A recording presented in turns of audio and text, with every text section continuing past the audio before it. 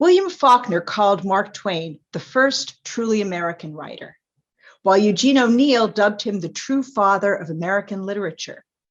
Ernest Hemingway claimed that all modern American literature comes from one book by Mark Twain called Huckleberry Finn. President Franklin Delano Roosevelt took the phrase New Deal from A Connecticut Yankee in King Arthur's Court, a book which led science fiction giant Isaac Asimov to credit Twain, along with Jules Verne, with having invented time travel. The Gilded Age gave an entire American era in American history its name.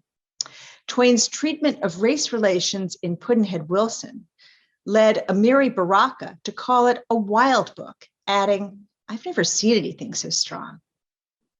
Mark Twain was a key inspiration for playwright Arthur Miller, novelist David Bradley, science fiction writers Frederick Pohl and Ursula Le Guin. He also taught Ralph Ellison, Toni Morrison, Russell Banks, and countless others key lessons about the craft of fiction as they honed their skills as writers. Grant Wood, best known for his painting American Gothic, credits his encounter with Emmeline Grangerford's lugubrious, excessively sentimental artwork in Huck Finn with having given him his first intimation that there was something ridiculous about sentimentality. Cartoonist Chuck Jones, who played a key role in developing such icons of American popular culture as Wile E. Coyote and Roadrunner and Bugs Bunny, tracks some of his most famous cartoon characters directly back to Twain. And Twain himself, by the end of his life, was featured by cartoonists all the time. He was as recognizable an icon as Uncle Sam. And this next cartoon shows Uncle Sam himself mourning Twain's death. It's remarkable, however, that this most American of American writers is also a writer cherished around the world. Multifaceted and complex, Twain appealed to diverse readers for a multitude of different reasons. Charles Darwin kept Innocents Abroad on his bedside table within easy reach when he wanted to clear his mind at bedtime. When Twain learned that the great man used his books to help him fall asleep, he decided to take it as a compliment. Chancellor Otto von Bismarck committed favorite parts of that book to memory to share with his grandchildren. Friedrich Nietzsche admired Tom Sawyer and offered to send it to some good friends as a gift.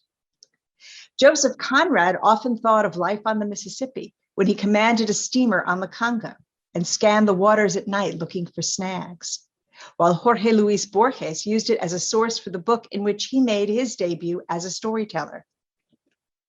Nigerian novelist Ben Okri told me that he got the idea of using a child narrator in The Famished Road, a novel that won the Booker Prize, from Huckleberry Finn.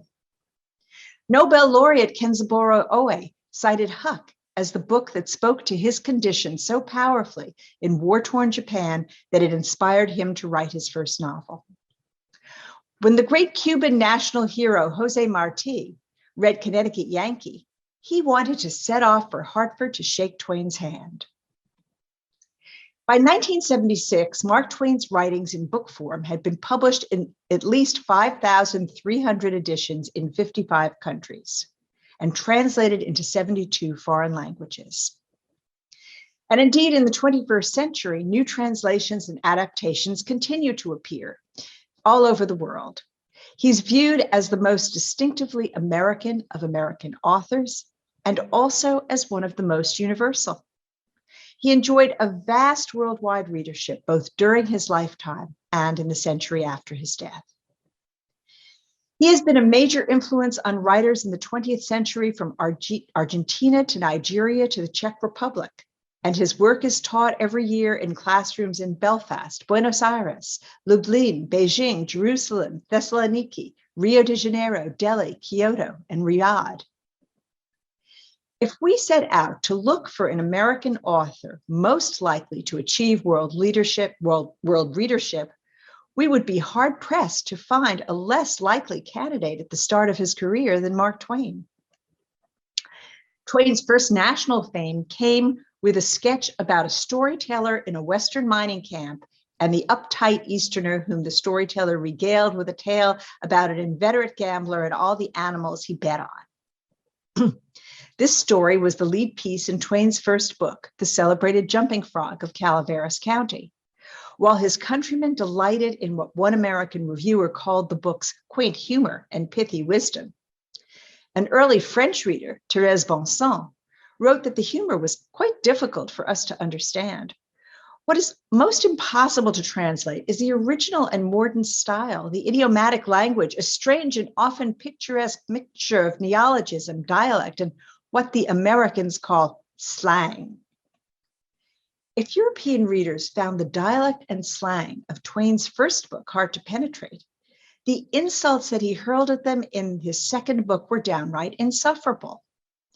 The idea that the author of The Innocents Abroad would one day be the toast of Europe probably seemed even more preposterous than the idea that the author of Jumping Frog would one day get an honorary degree from Oxford.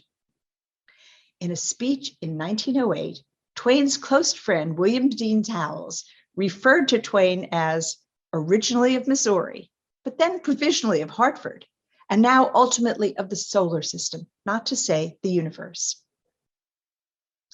How did the wild humorist of the Pacific Slope become a writer embraced with affection on 6 continents?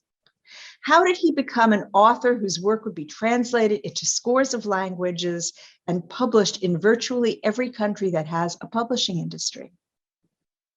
How did a child reared in a provincial Western town come to think of himself and come to be thought of by others, not as a citizen of Missouri or Connecticut or even the US, but of the world?